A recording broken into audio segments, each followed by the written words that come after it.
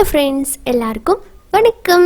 இன்றைக்கி நம்ம நிக்கிஸ் கிச்சனில் சப்பாத்தி, இட்லி, தோசை, சாப்பாடுன்னு எல்லாத்துக்கூடும் வச்சு சாப்பிட்றது மாதிரி ருசியான அண்ட் கொஞ்சம் வித்தியாசமான காலிஃப்ளவர் மசாலா, கோபி மசாலா, அதுவும் நல்லா ரெஸ்டாரண்ட்டில் சாப்பிட்ற அதே ஃப்ளேவரோட நல்லா டேஸ்ட்டாக எப்படி செய்கிறது அப்படிங்கிறத ரொம்ப குயிக்காக பார்த்துடலாம் வாங்க. வீடியோக்குள்ளே போகிறதுக்கு முன்னாடி நீங்கள் நம்ம சேனல் நிக்கிஸ் கிச்சனுக்கு சப்போர்ட் பண்ணணும் அப்படின்னு நினச்சிங்கன்னா ப்ளீஸ் அந்த ரெட் கலர் சப்ஸ்கிரைப் பட்டனை கிளிக் பண்ணி சப்ஸ்கிரைப் பண்ணிக்கோங்க. அதுக்கப்புறமா வர பெல் சிம்பிளையும் மறக்காமல் கிளிக் பண்ணிக்கோங்க. அப்போ தான் நான் இனிமேல் போடுற வீடியோஸ் வந்து உங்களுக்கு நோட்டிஃபிகேஷனாக வரும். நீங்கள் என்னோட எல்லா வீடியோவையும் மிஸ் பண்ணாமல் பார்க்கலாம். இப்போ ரெசிபிக்குள்ளே போயிடலாம்.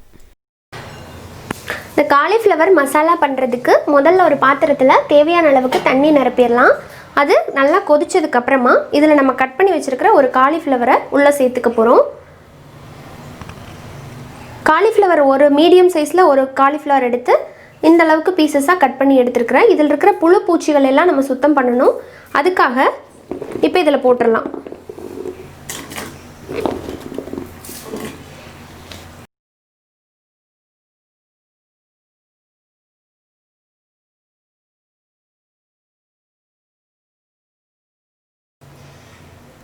இதோட ஒரு பிஞ்ச் வந்து மஞ்சத்தூள் சேர்த்துக்கலாம்.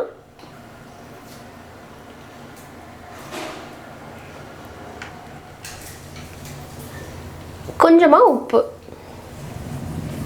சேர்த்து இதை நல்லா கலந்து விட்டுறலாம்.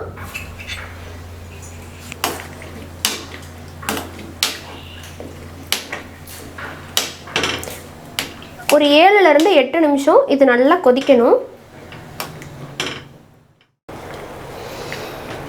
இப்போ ஒரு கரெக்டாக 10 நிமிஷம் ஆயிருக்கு. தண்ணியை வடித்து எடுத்துடலாம். இப்போ கிரேவி பண்ணுறதுக்கு முன்னாடி நம்ம ஒரு மசாலா பேஸ்ட் ஒன்று ரெடி பண்ணிக்கலாம். அதுக்கு ஒரு மிக்சர் ஜாரில் 5 பல்லு பூண்டு, கொஞ்சமாக இஞ்சி, அதோட ஒரு 10 போல் முந்திரி, 1/2 டீஸ்பூன் கசகசாவை சுடுதண்ணியில் ஒரு 10 நிமிஷத்துக்கு முன்னாடியே நல்லா ஊற வச்சுருக்கேன்.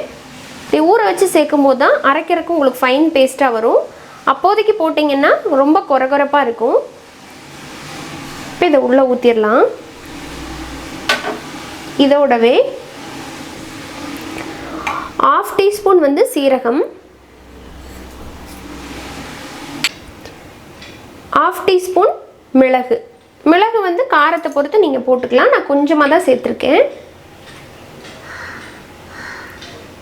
அப்புறமா இதில் வந்து மல்லி வேணால் நீங்கள் போட்டுக்கலாம். மல்லி போடுற மாதிரி இருந்ததுன்னா 2 டீஸ்பூன் போடணும்.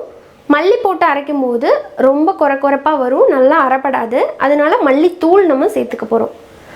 1 டீஸ்பூன் மல்லித்தூள். அடுத்ததாக காரத்துக்கு தகுந்த மாதிரி மிளகாய் தூள் சேர்த்துக்கலாம். நான் வந்து 1 டேபிள் ஸ்பூன் சேர்க்குறேன். இப்போ இதில் தேவையான அளவுக்கு தண்ணி சேர்த்து நல்லா நைஸ் பேஸ்ட்டாக அரைச்சி எடுத்துகிட்டு வந்துடலாம். இப்போது காலிஃப்ளவர் மசாலா செய்ய ஆரம்பிச்சிடலாம். அதுக்கு ஒரு கடாயில் 1லேருந்து 2 டேபிள் ஸ்பூன் ஆயில் விடுறேன். ஆயில் லைட்டாக சூடாகட்டும். இப்போது இதில் கொஞ்சமாக பட்டையும் 2 கிராம்பும் எடுத்திருக்கேன் தாளிக்கிறதுக்கு. இது போட்டுடலாம். அதோட ஒரு 1/2 டீஸ்பூன் மட்டும் சீரகம் போட்டு நல்லா இந்த எண்ணெயில் இதை பொரிய விடலாம். லைட்டாக பொரிஞ்சதும் இதில் கருவேப்பிலை போட்டுடலாம். அப்புறமா பொடிசாக கட் பண்ண ஒரு பெரிய வெங்காயம்,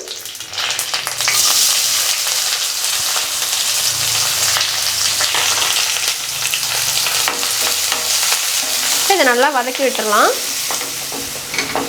ஸோ வெங்காயம் இந்த மாதிரி நல்லா செவந்ததும் இதில் பொடிசாக கட் பண்ண 2 தக்காளியை போட்டுடலாம்.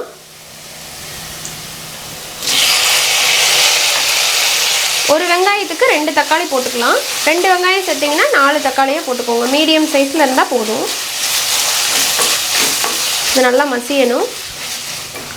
இப்போ வெங்காயம் தக்காளி நல்லா வதங்கி நல்லா ஒரு இந்த மாதிரி பேஸ்ட் மாதிரி ஆயிடுச்சு பாருங்கள். இப்போ இந்த அளவுக்கு வதக்குனதுக்கு அப்புறமா காலிஃப்ளவரை உள்ளே சேர்த்துடலாம்.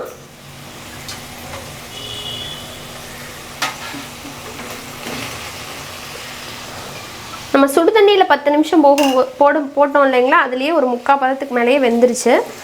ஸோ இப்போ நம்ம அந்த மசாலா சேர்த்து வேக வைக்க போகிறோம். அரைச்ச மசாலாவை உள்ளே சேர்த்துடலாம். இதோடவே தேவையான அளவுக்கு தண்ணி சேர்த்துடலாம்.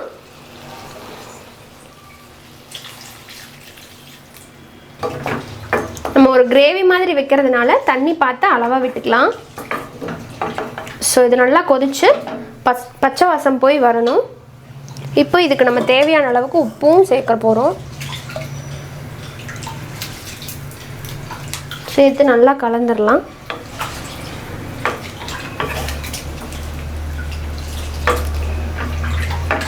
கலந்துட்டு மூடி போட்டுடலாம். இப்போ கரெக்டாக ஒரு 10 நிமிஷத்துக்கு அப்புறமா நம்மளோட காலிஃப்ளவர் மசாலா டேஸ்டியாக ரெடி ஆகிடுச்சு. இப்போ அதில் கடைசியாக மல்லி இலை போட்டு நம்ம ஃபினிஷ் பண்ணிடலாம். இந்த காலிஃப்ளவர் மசாலா நல்லா காரசாரமாக இருக்கிறதுனால சூப்பரான ஒரு சைட் டிஷ்ஷாக இருக்கும். நீங்கள் தோசைக்கு அப்புறமா சாப்பாட்டுக்கு நல்லா சைட் டிஷ்ஷாக இருக்கும். சப்பாத்திக்கு கூட வச்சு சாப்பிட்லாம். அண்ட் இதை கொஞ்சம் ட்ரையாக விட்டிங்கன்னா நல்லா ஒரு ஸ்டார்டர் மாதிரி ஆகிடும். அப்படியே கூட நீங்கள் சாப்பிட்லாம், ரொம்ப நல்லாயிருக்கும். முந்திரியெல்லாம் போட்டிருக்கிறதுனால நல்லா ரிச்சாக இருக்கும் கிரேவி.